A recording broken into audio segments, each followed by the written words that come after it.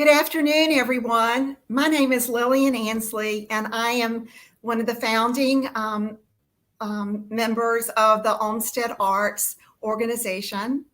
Thank you for sharing your Thursday afternoon with us. I think you will be delighted when you meet our panelists. I do have a few housekeeping things that I wanted to say before we get started. I am so grateful that we are in year 7 of Olmsted Plein Air Invitational. If not for the generous support, the patronage, and the art collectors over the last 7 years, we would not be sitting here talking together. We are so thrilled that this movement in Atlanta has grown. We are able to offer this experience of the public getting to see and experience some nationally esteemed artists here in our community painting live the things that we love most about Atlanta and the state of Georgia. So my gratitude on behalf of our board and our artists. Before we get started, I wanted to remind everyone, you may have questions. And if you do, you can send it through the chat function on Facebook. And your questions will actually pop up on the screen and our panelists will answer it. If you would like to ask a private question, you can also save that to us and we'll get back with you. The last thing I wanted to remind you before we get started is the Olmsted Gallery exhibition is still live and online. Even until this past week, we've added fresh paintings to the gallery. There are some gorgeous pieces of artwork that are still available. It's countdown time. We have about 3 weeks, maybe not quite 3 weeks, before the exhibition will go away. And I hope that you will take a second look, share the link, and let's sell a few more paintings before the exhibition closes. So let's get started. We are absolutely thrilled with the leader of the panel discussion today. We met Kimberly through an Atlanta contact, and then when I got her bio, I realized she has been in Atlanta, and Atlanta was not familiar. It was not unfamiliar to her, but it was before we were doing a plein air event here in Atlanta. So the panel discussion is going to be led by Kimberly Hong, and she is the owner and operates Collected Appraisals and Advisory, which serves clients coast to coast and is based in Portland, Oregon. She also works as a contract appraiser for the Fine Arts Group. And what was so exciting is previous to that, I found out that she was the director of consignments at an auction gallery here in Atlanta. So we are thrilled. From Oregon, she is going to be participating and leading the conversation today. So if we're going to be talking about collecting, we have to have a collector's perspective. And I am very honored to introduce that person that is going to represent the collector community. It's Roger Quillen. Roger is the full-time chairman and managing partner of Fisher Phillips, which is a national law firm of over 500 lawyers in 38 cities across the country. They represent businesses in the workplace law. If I describe Roger as an enthusiastic patron and collector of art, that is not saying enough. Both he and his wife, Joanne, were early adopters. They have been supporters of visual arts, art collectors, and for Olmsted Plein Air from day one. I'm really excited to share that Roger came on our board a few years ago, and his leadership, direction, and aspirations is pushing us to higher limits. Thank you, Roger, for being a part of this. And then, of course, we've got to have the artist perspective. Most of these artists that are in our event are represented in galleries. And that's wonderful. it's an outlet, it's a channel for them to share their artwork. But a gallery person or a gallery buyer really gets to meet the artist. So we're delighted today that one of the 2001 Olmsted Plein Air Invitational featured artists, Patrick Saunders, is going to be with us today. Patrick travels creating fine art, teaching and judging painting competitions all over the country. And when I say traveling, if you were here, one of the humorous things about this year was his name tag did not have a town. It said Everywhere USA, because that is exactly what he and his wife Kimberly do. They travel throughout the United States, capturing through photography and beautiful fine art created by Patrick, the things about people and places that are beautiful about our country. They may tell you a little bit more about who they are and their background, but please go on our website to the events section, and their full bios are there. Everyone's bio is very impressive. So I am going to back away and disappear, and I'm going to let this esteemed panel take you on a dialogue, answer questions, and share their knowledge about collecting art. Thank you. Thanks, Lillian. Well, it's great to be here in a discussion with Roger and Patrick. We all have different perspectives. My background is market-based, so I look at essentially what's going on in the contemporary art market, other markets as well, and advise clients on issues ranging from preparing appraisals for tax function to how do they want to decorate in their new home, what makes sense for their collecting sensibilities. And that is really different than Roger's perspective or Patrick's perspective. And so it's a treat for me to be here with both of you. If you could just pull up the PowerPoint, there are a couple of things that I just sort of wanted to give us a foundation and then kind of have the discussion go from there. And there's us, just to have a little bit of background on who we're talking to. And I wanted to focus on, kind of the diversity of this type of material. I work with a lot of clients that have a lot of different things in their collections. So I'm a generalist, which is to say that I appraise all types of objects, whether it's furniture, porcelain, rugs, paintings, etc. Today, I'm going to be focusing on the category of plein air art, which is, pieces that are painted outside live in the moment. It basically, if you think about French Impressionism, that's essentially the roots of plein air painting, Barbizon school as well.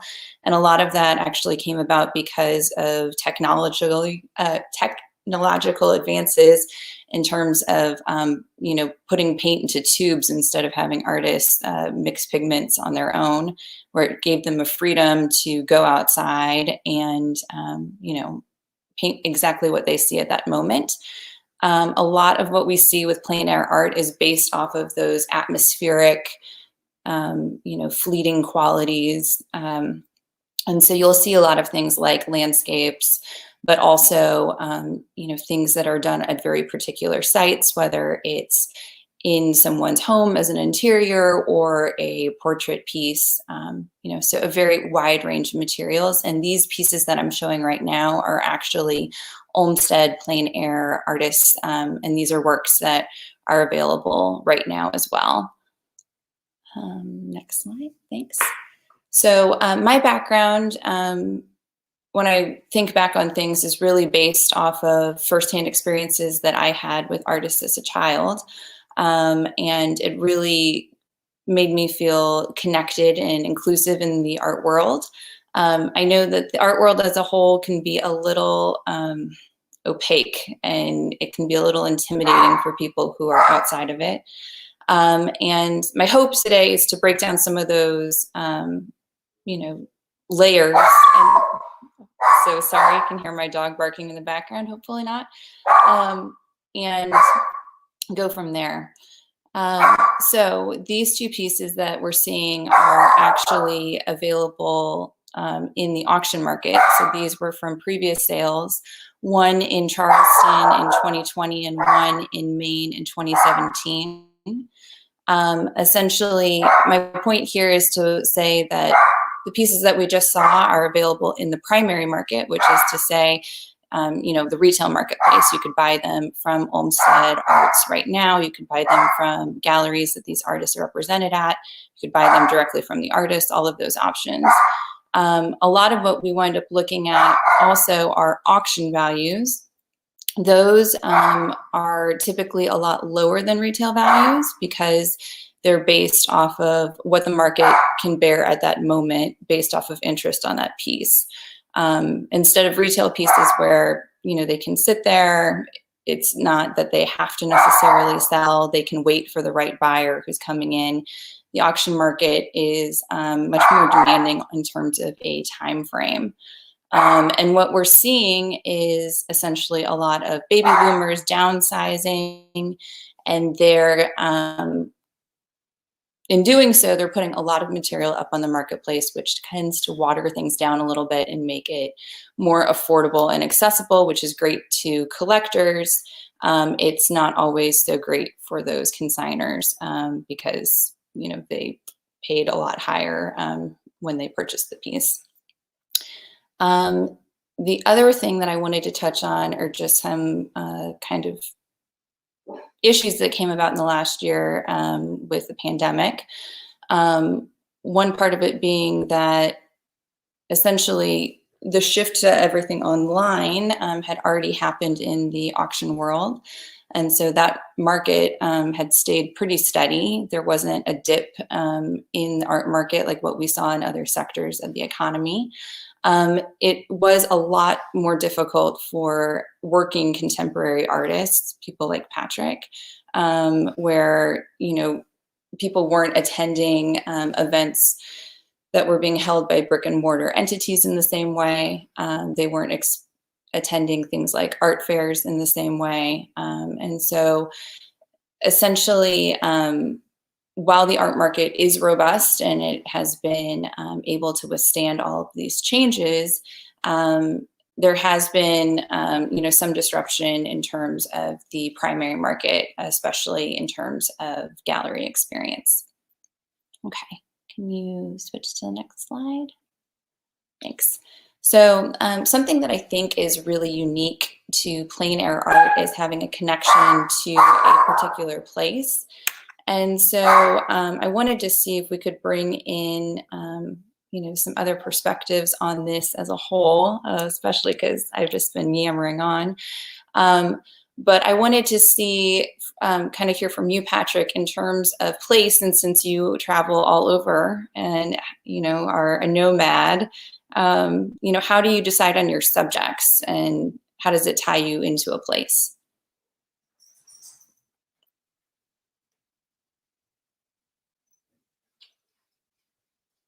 Okay, got it. I find that I never want for subject matter since my wife and I hit the road.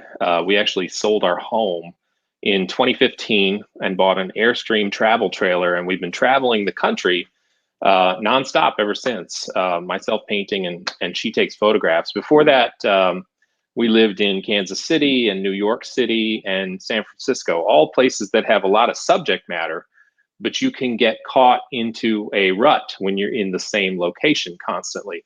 So you find yourself painting similar subject matter or thematic paintings. I've found that since we traveled, we've been able to experience things that we never even imagined we would find an attachment to. So as we go from town to city, we find things that we didn't know existed, and we find meaning in them. So most of my time is spent looking. So when I go to a plein air event, I won't paint the first day or two. I will travel around, look at what I find interesting, not necessarily those iconic scenes that are considered to represent cities or towns or national parks, whatever, I will look for things that speak to me, things that jump out at me. Sometimes it's brand new to me, but oftentimes I will see things that remind me of other situations in my life. When I was a child, my parents would take us on long camping trips throughout the country. So I see things that bring back memories, and I have to have an attachment to everything I paint. I don't paint anything just because I think someone else might be interested in purchasing it. I am not thinking about the collector when I choose my subjects. Yes, that's important to me, but I feel that if I find a subject that connects with me and I can express that connection in my painting, then that will come across to the collector that it's right for. So I'm really looking for that emotional attachment. And without an emotional attachment to the subject, and it doesn't have to be anything incredibly deep. It could be that I just loved the way the light cascaded across that scene, and that spoke to me. I find myself drawn to it. I find myself connected to it enough that I put my heart and soul into it. And then if I do my job correctly, I'm not just capturing a pretty scene, I am capturing my experience with that subject matter. And that's what I want the collector to see. I want them to share that experience with me. And oftentimes they do, depending on where I am at on location. Many collectors or just passersby who are not collectors at that point will come across me working, and we'll have a conversation, and they'll get involved. And that is another big advantage with plein air. I'm actually able to connect with the public and share what I'm doing in real time. That makes a lot of sense. Roger, can you weigh in on that in terms of when you're collecting a piece, is it because it sparks something in you emotionally? Are you buying for subject matter, or what inspires you in terms of your purchase? Well, so Joanna and I, what we've collected is in terms of subject matter, it is all over the place. So I know that we are not being driven by subject matter for sure. We are being driven by something that what we're seeing inspires in us to feel. And so out in the field with the artist, which I certainly agree with Patrick, is the great advantage of the plein air movement to collectors as well as to artists. When you're really there, really experiencing what the artist is seeing and experiencing, and feeling free to look over the shoulder of the artist and to ask questions and to engage with them during the creative process, that's what really engages us with a piece. I'm not saying we haven't bought pieces that were already done before we arrived. Of course we have. But there is something really special about coming up on an artist in the field. And many times in a plein air event, these things are announced in advance. So you might know that Patrick is doing a demo in downtown Decatur, for instance. And so you show up knowing he will be there, and you get engaged in that. And we've bought a number of pieces through the years because we watched them being created.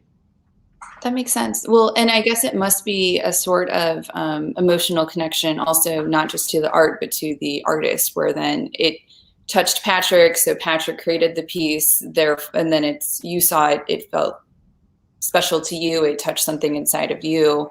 And so just creates this type of bond that wouldn't be created otherwise. It absolutely does. I mean, we can go on and on, Joanna and I, talking about what's great about the plein air movement, but there is no doubt it's the personal connection with the artists, the fact that they were so receptive to engaging in dialogue, even when they're doing their work. And then, of course, at all the shows and all the events and everything that goes on during a great plein air week. That is just the special thing about this whole movement. Patrick, do you find it distracting at all, working with collectors and the public while you're doing your work? I mean, it must be like playing the piano and singing at the same time. I can't even imagine. Not in the least bit. Actually, I prefer it. I have a background as a teacher. About 20 years ago, I started teaching at my alma mater. And so I got used to talking while I did demonstration paintings, and that's continued for the past 20 years. So I have practice with it. So it actually helps me because I learn new things about the subject. A great example of that, I was in Hobe Sound, Florida, and I was painting. There was a banyan tree that I just thought was gorgeous. So I sat down to paint it, and one by one, people in the neighborhood came out to tell me their personal stories about that tree, all the way from their childhood. And we're talking about people who are in their 40s and 50s coming out and telling me how they had a swing on that tree, 40 years ago, or that was their fort. And so that builds a connection for me that I wouldn't have ordinarily. So those conversations add to the art. And I am especially interested when children show up. Oftentimes they're with their parents, sometimes they're alone. And as I was growing up, we had Bob Ross. That was about it that I could watch on TV, very formulaic. So I understood how he did it. But most art seemed sort of magical because you either had talent or you didn't. That's the way we were raised. And part of my goal is to let people know that, no, this is hard work. There's a method to it. There's an approach. And especially with children, to show them how it's done, you can watch the light go on in their eyes, how exciting it is for them to realize that this is accessible. And that is a goal for us as artists. We want to make people know that our work is accessible, that they can connect to it. It's not magic. It's something that is created through this connection with the landscape. And oftentimes I'll even let children make some marks on the painting, and that they just go ballistic. It's a wonderful experience for them too, to be a part of it. And then they can come to the final show and point to that painting and say, I painted on that. And that's a really wonderful thing. Yeah, I think accessibility is a really strong point. And I think a lot of times when I was talking about how the art market is seemingly opaque sometimes, I think people see it as something's out of their reach, that it's, not something that they're comfortable with. And so, it's a lot easier just to get in the car, go to Home Goods or buy something off of art.com and feel comfortable in that decision. But as someone in the market, it always, just breaks my heart a little bit, because I feel like they're missing out on a range of opportunities that are available to them and would also serve their community well, help foster the art market, grow a sense of culture and appreciation for beauty and craftsmanship. And it's, I think, much more accessible than what people think. Do you all have takes on that? Yeah, I mean, I'm happy to take on that one. The accessibility was probably the biggest surprise to me when we first got involved in this. I mean, our story of involvement in the plein air movement really started so simply. We had friends in Atlanta say, hey, we're starting this new thing, this plein air event, this invitational kind of festival. We'd really appreciate it if you donate some money. And only because we're their friends, we said, sure, if you need it, we'll give it to you. And we donated money. And that gave us access to a series of events. And then one thing led to another. So as we got drawn into the movement, and we got to the main week of the event, where all the artists were there, we were just astonished at how receptive the artists were to allow us to come up and engage in a conversation with them right while they're painting. I've used an analogy in other situations that I guess I can share again today. Imagine going to a PGA golf tournament, and you pay your ticket and you get onto the grounds and you're watching the greatest artists, the greatest golfers in the country doing their thing out on the golf course. But it would never cross your mind that you would be able to walk out onto the course, walk along with the golfer, and question the golfer about what they're thinking about the next shot they're going to hit and what club they're going to use and why. And does the wind have something to do with the shot you're about to hit? And yet, in the plein air movement, it's exactly the analogy. You've got the best artists in the country who are on a tour around the country, and you have access. You get to walk up and say to a Patrick, that's interesting. I would never have thought of that shadow being blue, and yet you've painted that blue. What are you thinking when you do that? It's just, it's truly unbelievable. If somebody hasn't experienced it, you just wouldn't believe it could be true. Such like a contrast. Oh, go ahead. I can add to that too, the importance of collectors and anyone watching us while we paint. Artists are very temperamental, and we're we're quite self-deprecating. We're constantly judging our own work. And when you're working in the studio, you're doing it alone. Or when I used to own a home and have my studio in my home, I had my 2 dogs and 4 cats staring at me all day. They didn't tell me how they felt about my paintings. And so I go inward and I start to critique them and maybe over critique them. So when someone walks up to me on the street and they are going to give me a critique, I'm not going to solicit it. They're just going to tell me. That is motivating. Yeah, you know, I might be struggling. I have a painting that I'm not sure of, and they'll walk up and say, "Wow, I really love what you did here." That changes my whole perspective in real time in a positive way. Sometimes they'll walk up and say, "I don't understand what this is right here," and then I can think about that. So the back and forth between the collectors, the viewers, and the artists is really a way to get us out of that sometimes negative inward thinking where we're overthinking our art. I think it's very much on point in terms of that critical voice that all of us have. And I think it happens in all of the sectors, right? Where it's the artist is critical of their own work and they're wanting feedback.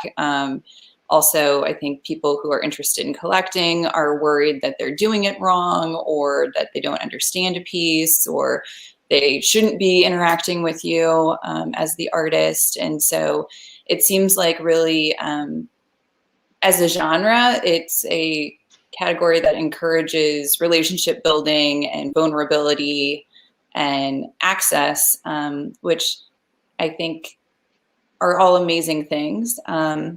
I know that a lot of times I come across people, I do a lot of work with modern and contemporary art, and a lot of people say like, "Oh, I don't get it." You know, they're not into the abstract pieces that I necessarily am, which I completely understand. They're interesting to me because I am an art history nerd and I like seeing the progression and I love all the theory. I think what's so wonderful about plein air art is because you're painting different representational images of things that people know. So I know some of the slide images. I lived in Atlanta for over a decade. I can look at certain locations, like there was a painting of Smith's old bar, and I spent a large portion of my 20s in that bar. And you know, you can look at an image and I know it just takes me back to that feeling that I had when I was, 25 and the sun on my face in Atlanta and, knowing that the park is close by and I'm going to go there later in the day. All of that comes rushing back and it's very accessible. And I think it's a really beautiful thing to kind of have it democratized in terms of access and experience where, people can get comfortable interacting with art. Well, Kimberly, you used the word a while back, relationships. So you were talking about access, and then you mentioned relationships. That's the richest part of this experience as time has gone by. So that first year, we didn't know what we were doing. We showed up and we were amazed at what we were seeing, and we bought a piece or two. But going back the next year and the next year allowed us to see the same people, the same artists, and the same patrons, same collectors. And so this community just evolved for us, which includes these famous, outstanding artists from around the country and world. So now, when I walk into the first of the week's events and I see Patrick there, I walk over to Patrick and we're just like, wow, dude, we're just catching up from where we were a year ago. And that's true for us with probably 20 artists. And so we now consider some of these artists to be really, truly friends that we're following all year long. We're in touch with them on social media. It's really, really relationship building. And of course, that just fuels our interest in following them more and buying their art. So when the pandemic hit, Joanna and I were very aware that our poor artist friends were being knocked out of their primary avenue for selling art. And because we were canceling vacations and not spending money on other things, like a lot of people, we were very intentional in saying, hey, it's important we continue to support this, because these are real people who really make their livelihoods doing this. And so we probably accelerated our buying during the pandemic more than before, because we really were interested in the human beings behind the paintings.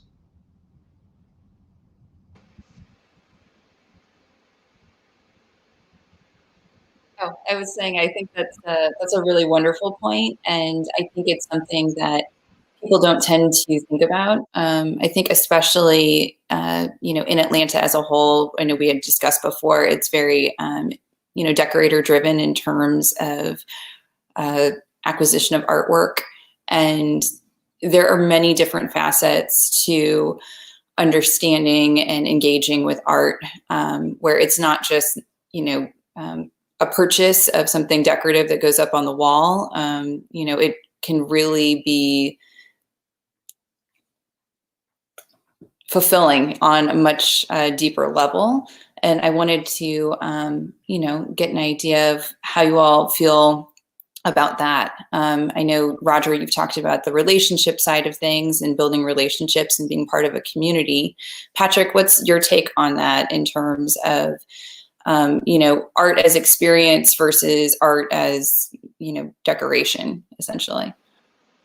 I do understand that a lot of people buy art based on the room it's going to hang in. But I feel like that's a mistake, because your tastes in decoration will change, but your experiences will stay with you for a lifetime. So you really should be choosing the art on how it makes you feel, the memories that it conjures up for you, the way it enhances your day. It's a piece that you want to look at head on, not necessarily one that is just a touch of color in the room that you look at out of the corner of your eye. This may be a pipe dream, but I would rather people build their decor around their art than their art around their decor, because the art is something that will far outlast anything in your home, and it may actually outlast your home. And it is something that is an heirloom. It's something to be handed down. These paintings are archival. These paintings are going to last for hundreds of years if you don't do anything with them. And if you have an art collection that's well taken care of, it'll last forever. There are so many things that we spend a lot of money on furniture wise and decor wise in our homes, and then in 5-10 years we're ready to swap them out.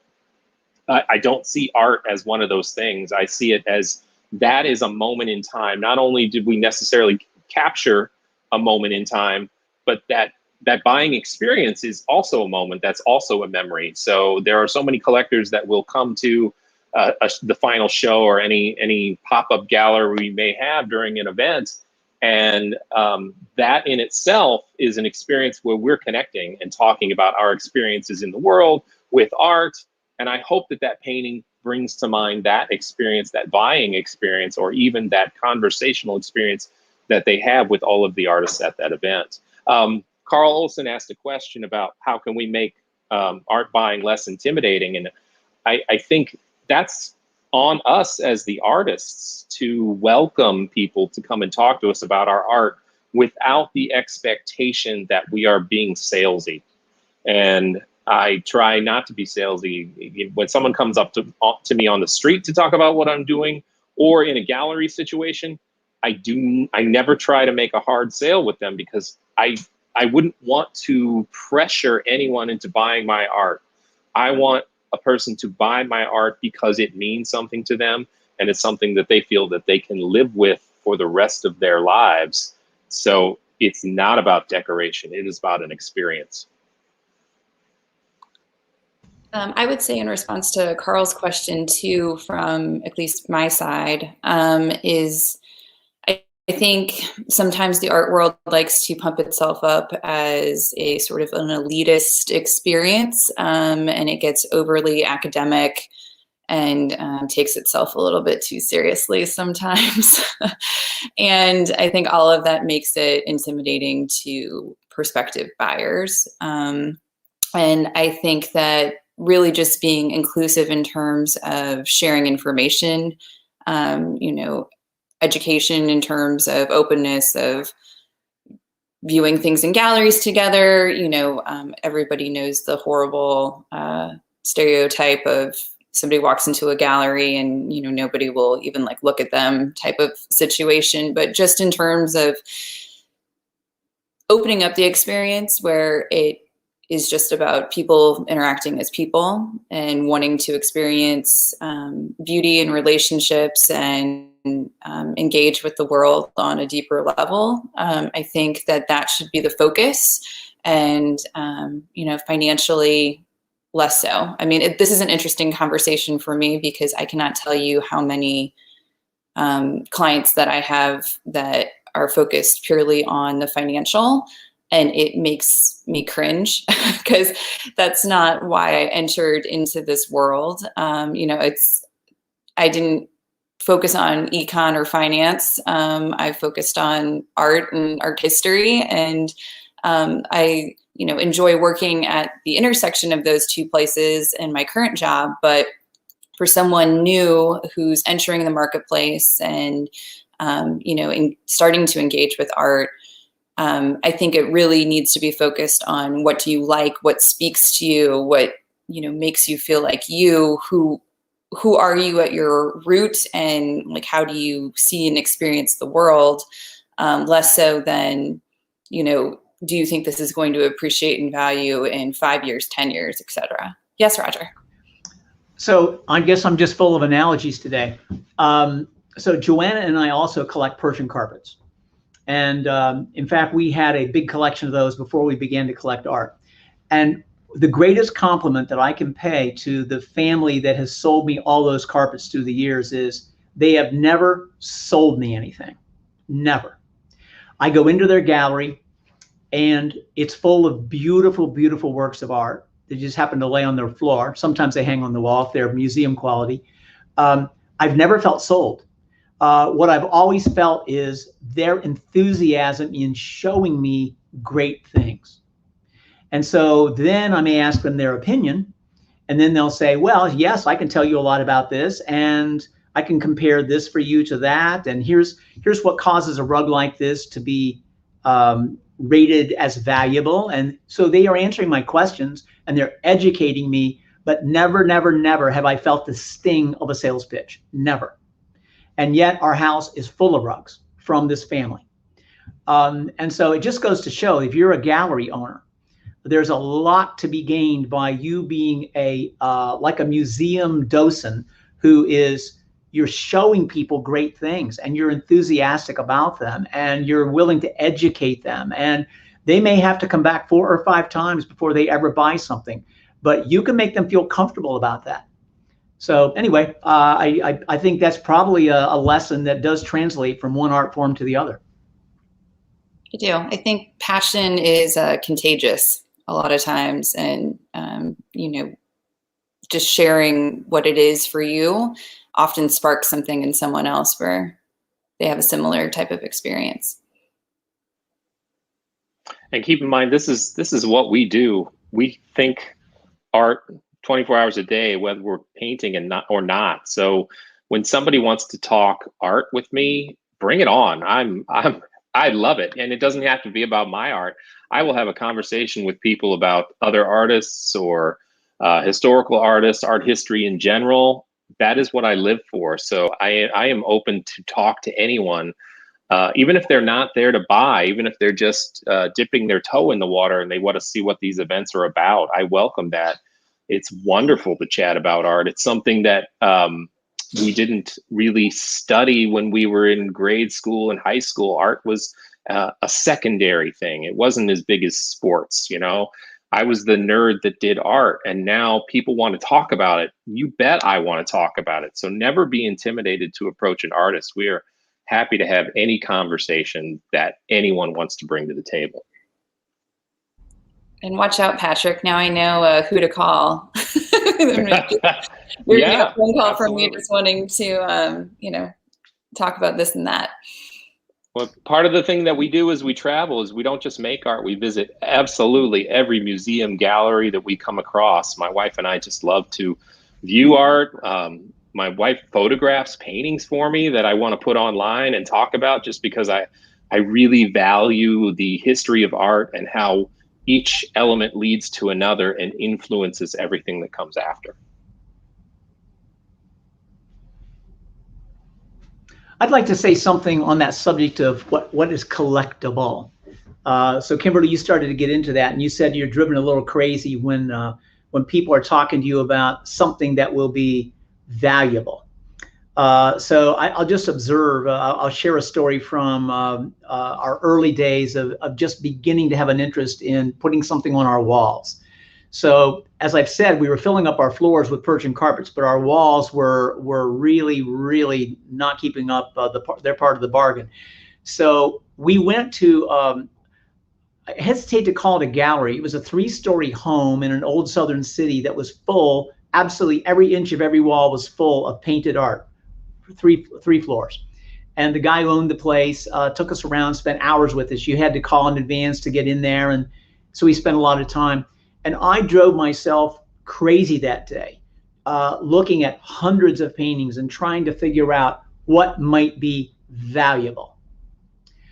The funny thing is, looking back on that, which happened, more than 10 years ago, maybe close to 15 years ago, is I wish I could unbuy everything I bought that day, because none of it has any meaning to me today.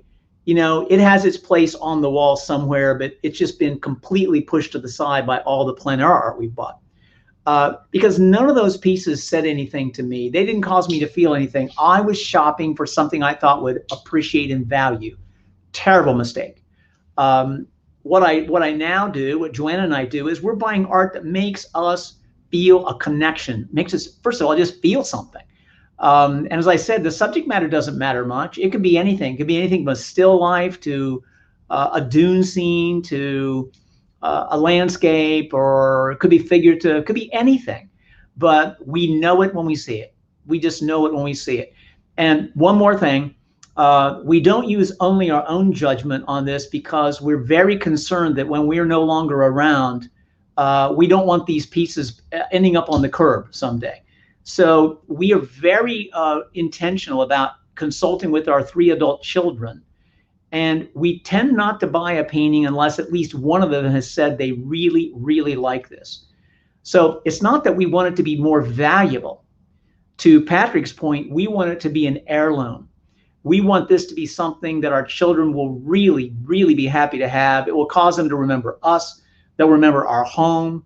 And by the way, we invite them to some of these events too. So at least my son and his wife have been introduced to some of these artists as well. So that's where the value is. For us, at least, it's not in hoping that this will appreciate 30% over the next 3 years.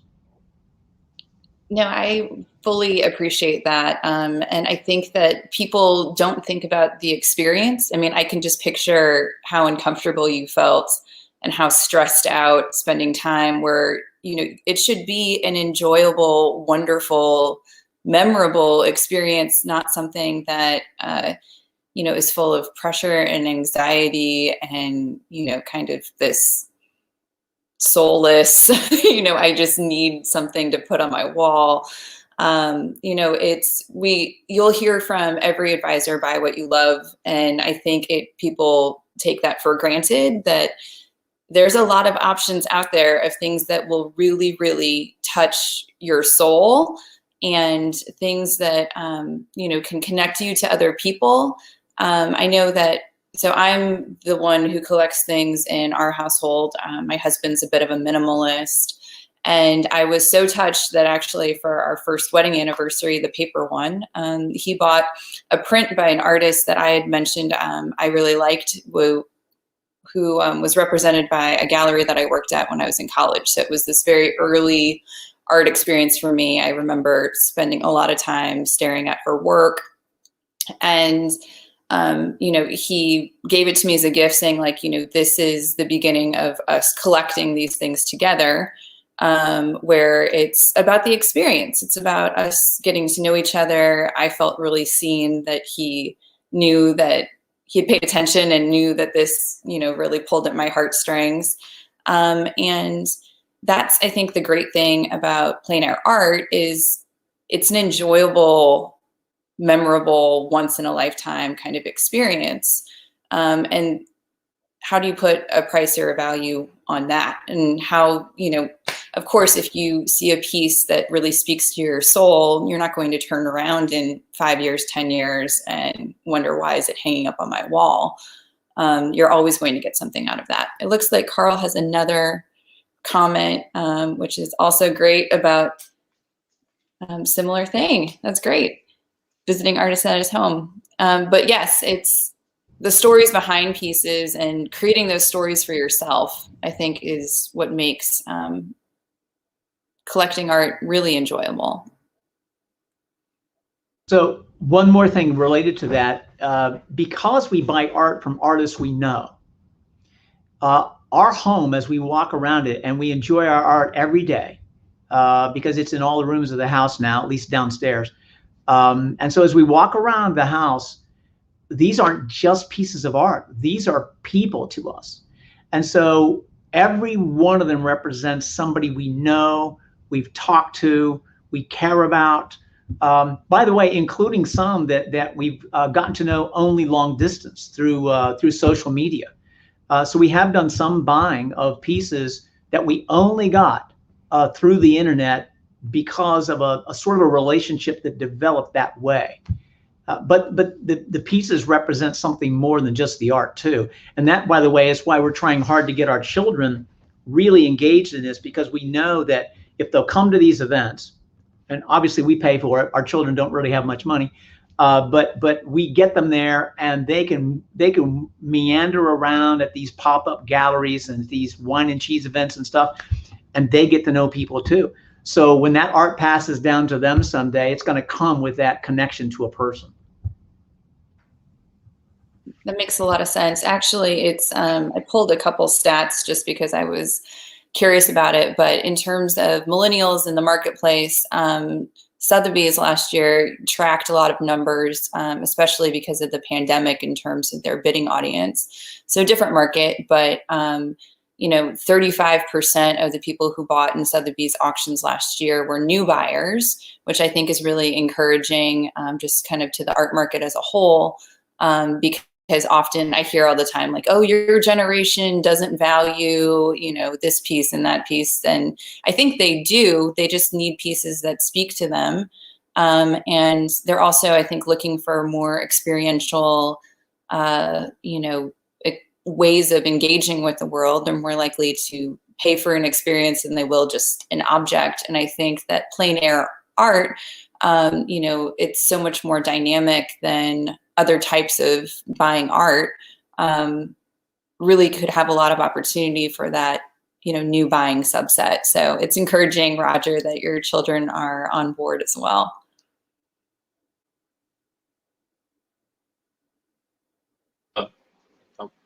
Yeah, Roger talked a little bit about buying art online from artists that he hasn't met. I think that is a direct result of plein air. I think that we've had such a great experience connecting directly with art buyers and art lovers in the plein air sense, that has permeated into the social media sphere.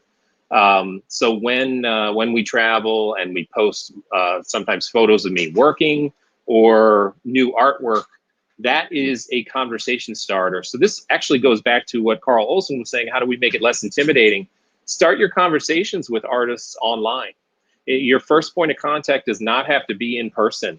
I am happy to talk to you online, and that happens every day. I post a painting and it spurs conversation. We talk not only about my painting, but about experiences with certain locations that I am painting or art history. And then I find that more often than not, at least half of the people that I meet at an event, I have already connected with online. So it's not as intimidating to come up. It's not cold. Hey, they introduce themselves. I'm painting. They come up and say, hey, I'm such and such. And they might have a different handle on Instagram than their name. But, I'm such and such on Instagram. And I saw your painting and we had this great conversation. And right away, there's this connection. And then we can talk and everybody feels comfortable. I'd like to say something that's on a little bit different vein, but it's an important thing to say in terms of a takeaway for a collector, or for somebody who just attends these events and watches and asks questions and learns. I just want to say that before I got involved in following the plein air movement, I was not seeing the world. I just wasn't seeing it. And it was only after talking to artists and asking a question like, wow, why is that shadow in your painting blue? And the artist might say, well, what color do you think that shadow is? And all I'm thinking is, I think shadows are gray, aren't they? And the artist says, well, that depends upon the light that they're receiving. And I'm like, what light? Well, that's a shadow. What do you mean light? Well, there's ambient light. And next thing you know, next time I'm out walking the dog with Joanna, I'm seeing in a new way. So I would encourage people to get involved in this. In addition to every other reason we're talking about, learn to enjoy the world through a new set of eyes. I guarantee that if you'll get engaged in this and talk to artists and pay attention to art, you will see differently. I absolutely love that. And it's very, very true. I have to agree with that as well. And that's something that happens for artists as well. We can walk through life with blinders on, and then once you stop and paint the landscape around you, it might be a place that you have walked through every day of your life. But when you sit down and paint it, you see things that you never imagined were there. You notice things that you've never noticed before. I lived in New York City for years, and I worked in advertising. So I would go to work every day, take the subway, walk the streets, and I was always in such a hurry. I didn't appreciate all of these great things that were happening. Now, when I go back to New York and I paint, I see things that I didn't notice that I walk past every day. So, not just for collectors, but for painters too, we really focus on what is reality versus that sense of shorthand that we get for our collected memories as we walk through the world. We take note of things, but it's just peripheral. Suddenly I'm viewing the texture on the side of a building and the peeling paint that I didn't even notice was there. And there's a beauty to it that I never imagined before until I really focused on it.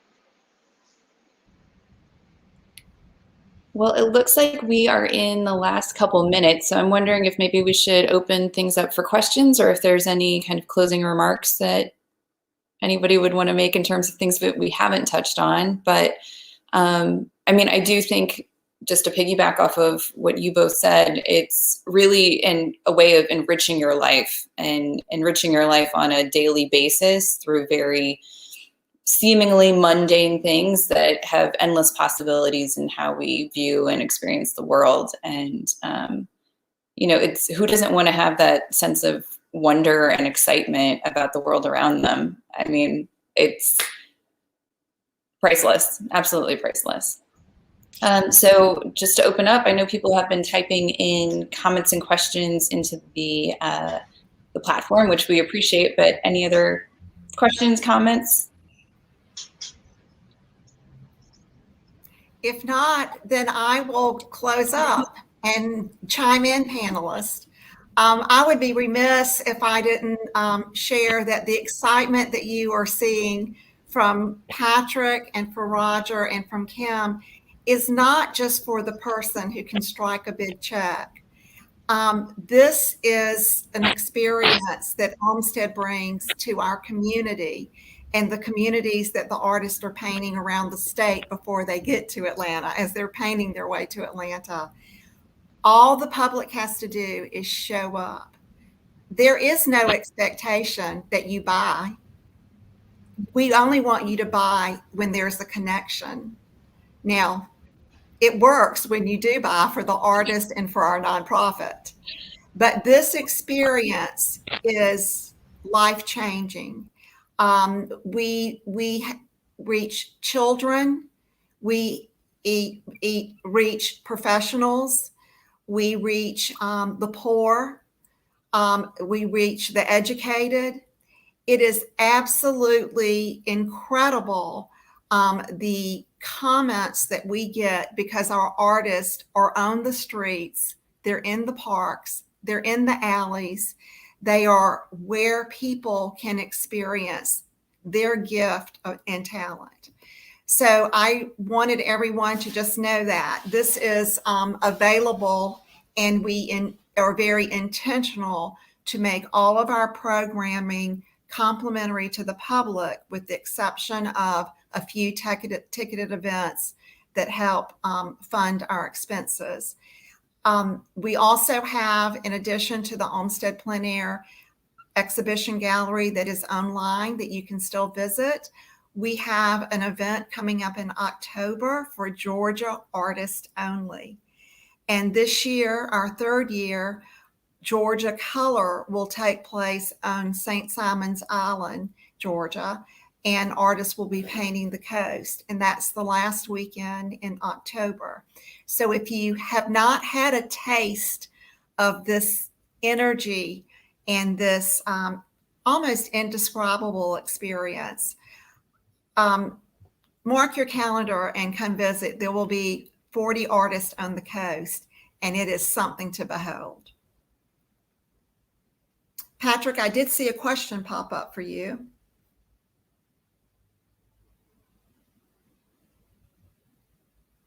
And that has been accelerated. That's already happening, and it's been accelerated somewhat by the pandemic. Less opportunities for us to be out on location during the pandemic when it was dangerous. So many events were allowing us to paint from photographs. And I find that for myself, that's something that I've done over the years. Not only am I painting on location, but I have a professional photographer with me and my wife, and she's capturing things that I might not be able to paint at that time that I can then take back to the studio. But I do see more and more events developing where you not only will paint on location, but you will either present studio work, or we will often have events where our artists will paint indoors as a demonstration in a more studio-like environment. And that can be a matter of a couple hours. It could be a whole afternoon. So I do see the hybrid developing out of this. And I have to stress that I think that artists that paint plein air, it influences their studio work and vice versa. And you get to the point, and I feel like I'm at the point now where my plein air and my studio work have become indistinguishable. Great comment. This video will be posted in the video section of our Facebook, and it'll also be on our YouTube channel. A lot of you are excited. Thank you, Carl. Thank you.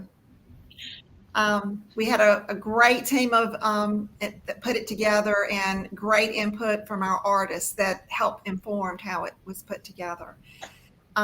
But anyway, this will be recorded. A lot of people had to jump off or could not make this time. But I think the information shared by the three of you has been very insightful and very valuable. It certainly has touched me. And I'm going to take a twirl around and look at my paintings after this, because it is absolutely true. Every painting we have has a story. Thank you. This has been tremendous. Well, Thanks thank you for having us. Thanks.